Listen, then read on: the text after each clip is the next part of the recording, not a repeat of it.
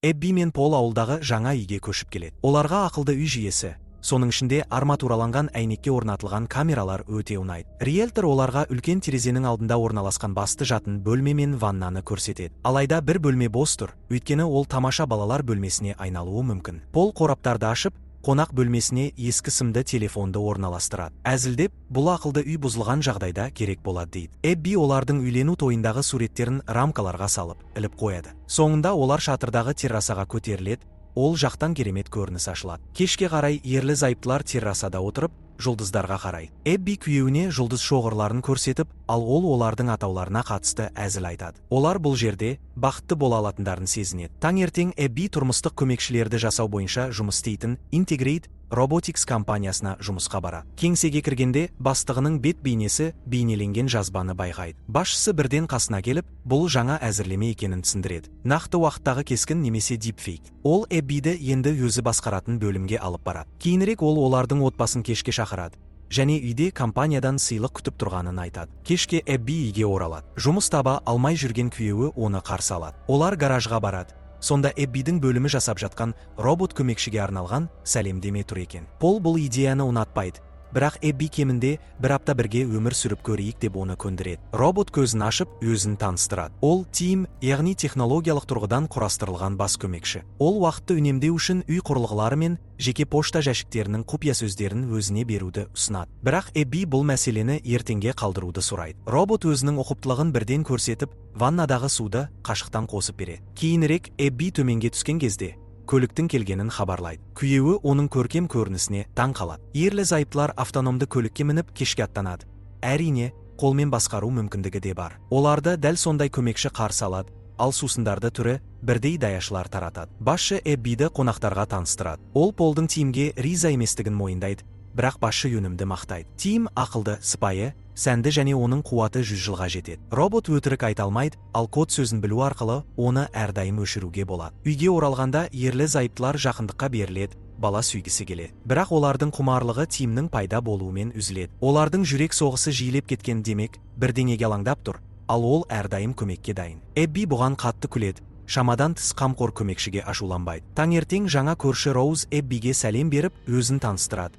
Кеше Полмен танысқанын айтады. Ол кеткеннен кейін Тим тағы да құпия сөздерді сұрайды. Пол компьютер оның хабарламаларын ақтарғанын қаламайды. Бірақ Эбби оған қайтадан сенуге тырысып жүргендерін еске салып, Пол келіседі. Алайда олар әлі де Тимді өшіруге арналған код сөзді ойлап табуы керек. Тим бір-бірімен байланысты емес бірнеше сөзден тұратын тіркесті ұсынады. Ерлі зайыптылар келіседі. Эбби мен Пол күнделікті тіршілігімен айналысады. Кенеттен тышқан қақпанға түседі. Тим оны біраз бақылап, кейін ұсақтағышқа тастайды. Кешке жұмыстан кейін ерлі зайыптылар теледидар алдында отырып, ескі мелодраманы көреді. Эбби көмекшіні бірге кино көруге шақырады. Пол ұйықтап қалады, ал робот фильмді мұқият қарап, кейіпкерлер арасындағы қарым-қатынастарға жанашырлық танытады. Фильм біткен соң ол Эббиден махаббат деген не деп сұрайды. Эбби махаббат біреумен бірге болғың келіп, оның өмірін жақсы етуге ұмтылу деп жауап береді. Кенеттен робот өзіне де махаббат сезімі бұйырғанын қалайтынын мойындайды. Таңертең Пол әйелі үшін таңғы ас дайындағысы келеді.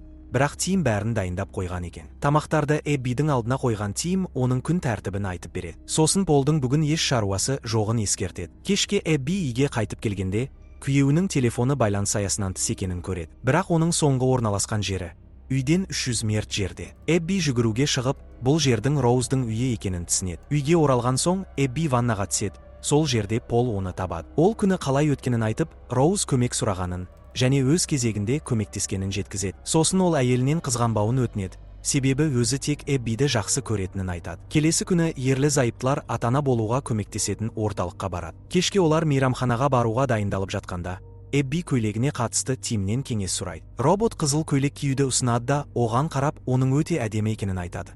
Өйткені оның бет әлпеті симметриялы. Эбби көйлегінің сыдырмасын жауып беруін сұрайды. Бірақ роботтың қолы істен шығып, көйлекті жыртып алады. Бұл жағдай оны абдыратып, робот үрейленіп қалады. Эбби оны тыныштандырып, басқа көйлек киеді. Мейрамханада Полға Лондонда жұмыс ұсынылғанын айтады. Бірақ Эбби қатты қарсы болады. Өйткені олар бәрін жаңадан бастауға келіскен. Ал Полдың ұзақ уақыт үйде болмауы олардың мәселелерін шешуге көмектеспейді. Келесі күні Эбби Полға сыйлық алып үйге оралады және аулада Роузды көреді. Ол оларға арналған бақ жобасын жасап қойыпты. Эбби қызғаныш сезінеді, бірақ Пол сыйға тартылған жемпірге қатты қуанады. Кейінірек Эбби талдау нәтижелерін тексеру керектігін есіне алады. бірақ қоңырау шалуға тым кеш. Тим бұл жұмысты өзі істей алатынын айтып, клиникаға Эббидің даусымен хабарласады. Эбби таң қалады, өйткені бұл мүмкіндігі туралы бұрын білмеген.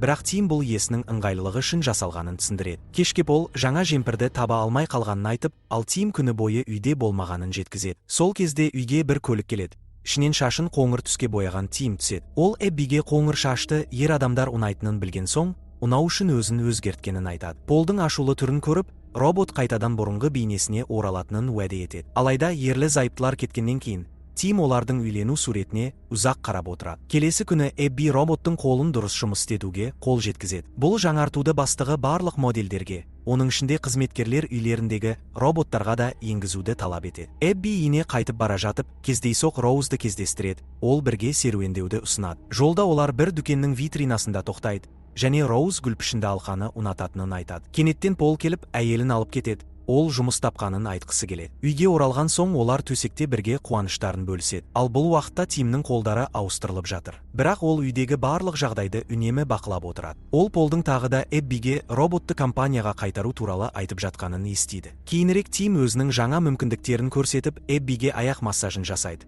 Мұны Пол көреді. Кейіннен робот кенеттен пианиноға отырып, Эббидің сүйікті әуенін ойнайды және Полдың оларға концерт билеттерін сатып алған күндерін айтып береді. Бірақ Эбби бұл күндері үйде болғанын анық есінде сақтайды. Ол ренжіп, жатын бөлмеге кетіп қалады. Күйеуінің ақталуына мән бермей. Келесі күні Эбби гүл шоғымен үйге келеді. Тим гүлдерді вазаға қойып жатып, Полдың Роузға кеткенін хабарлайды. Сол сәтте Пол кіріп келеді. Эббидің неге ашулы екенін түсінбей. Тим айтқан сөзді естіген соң, Пол ашуға булығып, ол Роузға баруды жоспарламағанын айтады. Ол робот екеуінің арасын ашқысы келетінін түсіндіруге тырысады. Бірақ Эбби бұған сенбейді, өйткені Тим жай ғана машина. Ерлі зайыптылардың арасында келіспеушілік туындайды. Кейін Эбби шкафтан сыйлық пакетін тауып алып, ішінде алқа салынған қорапты көреді. Ол мұны Полдың өзіне дайындаған тосынсыйы деп ойлап, қайтадан орнына қояды. Сосын жұмысқа кетеді. Сол уақытта Пол ас үйге түсіп, бітеліп қалған раковинаны тазалайды. Ұсақтағыштан өзінің жаңа жемпірінің бөлшектерін тауып алады. Ол камера жазбаларын қарап, Тимді Эббидің бөлмесінде оның көйлегін иіскеп тұрған жерінен ұстайды. Пол бұл сәтті телефонына түсіріп алады да, Эббиге көрсетпек болып көлікке асығады. Бірақ оның көлігі жұмбақ жағдайда от алмай қояды. Ал Тим оған компания көлігін шақырады. Жолда көлік жылдамдықты үдетіп, Пол оны тоқтатуға тырысқанымен, көлік бұйрыққа бағынбайды және ағашқа соғылып апатқа ұшырайды. Эбби ауруханаға асығып келіп, жарақат алған күйеуін көреді. Пол бәрін айтып береді де, апатқа Тим кінәлі екенін айтады. Ол әйеліне роботпен жалғыз қалмауды өтінеді және Эбби түнді клиникада өткізеді. Таңертең Роуз Эбби мен Полдың үйіне хабарласып, Полдың жағдайын сұрайды. Тим оны үйге кіргізеді. Кейін Эбби үйге кейбір заттарын алу үшін келеді. Сыртта Роуз оны тоқтатып, бір нәрсе туралы ескертуге тырысады. Бірақ әйел оның мойнындағы гүлпішінді алқаны көріп, ештеңе тыңдамастан көршісінің сөздерін елемей үйге кіріп кетеді. Үйге оралған соң, ол пакетті тексеріп, ішінің бос екенін көреді. Тим Эббиге оның атын атап шақырғанда, әйел жылап жібереді. Робот Полдың өзін қайтарғысы келетінін біліп отыр және қайтару процесіне дайын екенін айтады. Бірақ алдымен өзінің басты иесі ретінде Эббиге бір нәрсені ескерту керек екенін жеткізеді. Ол камерадан Полдың Роузды қонақ бөлмесінде сүйіп тұрған видеосын көрсетеді. Бірақ Эббиді қорғау үшін ең ауыр сәтінде жазбаны тоқтатады. Эбби күйеуіне барудан бас тартып, оның қоңырауларына жауап бермейді. Кейін Пол үйге келеді. Оны Тим қарсы алып,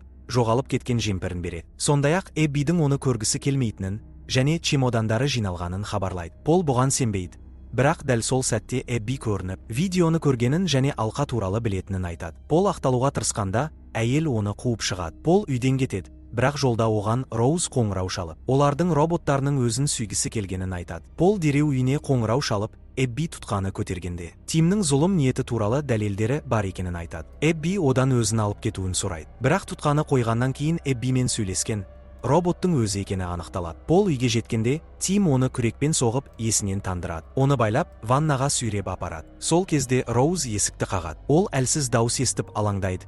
Бірақ Тим бұл жай ғана судың дыбысы екенін айтып, есікті жауып, қайтадан ваннаға кіреді де, Полды тұншықтырып өлтіреді. Кейін робот Эббиге жөнделген көйлегін әкеліп, киіп көруін сұрайды. Бұл Эббиді таңғалдырып, қорқытады. Бірақ ол бәрібір көйлекті киіп көреді. Күн батқанда терезеден қарап тұрып, Тимнен өзін құшақтап, дұрыс шешім қабылдағанын растауын сұрайды. Тим оған кешкі ас дайындап береді. кейін өзінің махаббатын білдіреді. Бірақ Эбби оған мұндай сезімді бастан кешіре алмайтынын ескертеді. Олар бірге жұлдыздарға қарап отырып кешті өткізеді. Бірақ Тимнің энциклопедиялық білімі әйелді мазасыздандырады. Келесі күні Эбби Роузбен кездеседі. Ол Полдың өзін іздеп хабарласқанын айтып, алқаға қатысты сұраққа «Сен маған бақ үшін көмектескенің үшін сыйлаған шығар деп ойладым» деп жауап береді. Эбби үйге қайтып келіп, тағы да видеоны қарайды. Онда Пол мен Роуздың сүйіскен сәті көрсетілген. Бірақ Эбби стелдегі гүл шоғын байқап қалады. Ал ол бұл гүлдерді әлдеқайда кейін әкелген. Ол бастығының қан сөздерін есіне түсіреді. Уақытты қолдан ауыстыру туралы. Және зергерлік дүкенге қоңырау шалып, алқаны сары шашты, ұзын бойлы адам сатып алғанын біледі. Сосын бақ жоспарына назар аударады. Суретте 2 гүлзары бар, ал шын мәнінде 3. Эбби Тимді дүкенге жібереді де күрек алып баққа шығады. Жер қазып бастаған бетте ақ Полдың денесін тауып алады. Сол сәтте Тим арт жағынан келіп, сатқынның денесін тапқаның жаман болды. Ол сені ешқашан бағаламаған деп айтады. Эбби бәрін түсінеді де өшіру кодын айтады. Бірақ робот қатып қалса да, қайта іске қосылады. Өйткені ол бұл сөз тіркесін баяғыда өзгертіп қойған. Және Эббидің даусымен сөйлей алады. Әйел үйге қарай қаша жөнеледі. Бірақ робот барлық құпия сөздерді біледі және есіктерді аша алады. Ол телефон желілерін бұғаттап, Эббиді басынан ұрып есінен тандырады. Эбби ваннада есін жинайды, қашуға тырысады. Бірақ Тим оны ұстап алады. Әйел үй ішінен жүгіріп өтеді.